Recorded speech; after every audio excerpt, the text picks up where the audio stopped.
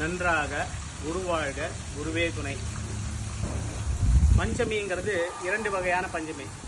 ஒன்று வளர்பிற பஞ்சமி, அடுத்தது தேய்பிறை பஞ்சமி. வளர்பிற பஞ்சமிங்கிறது அமாவாசையிலிருந்து 5வது நாள் வளர்பிற பஞ்சமி. இது அற்புதமான ஒரு பஞ்சமி. நம்மளுடைய வளர்ச்சிக்காக பிரார்த்தனை பண்ண வேண்டிய ஒரு பஞ்சமி.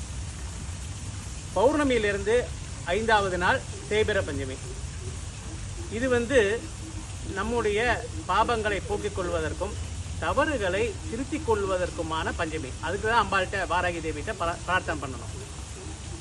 சரி, நம்ம எந்த தவறுமே பண்ணலை அப்படின்னு நம்ம நினச்சிருக்கோம்னா ரொம்ப சந்தோஷம். நம்ம பண்ணலை, நம்ம அறியாமல் செய்த தவறுக்கும் அம்பாள்கிட்ட ஒரு மன்னிப்பு கேட்டு வராகி தேவியே என்னை ஆட்கொள் அப்படின்னு வேண்டிக்க வேண்டிய நாள் இந்த அற்புதமான தேய்பிறை பஞ்சமி.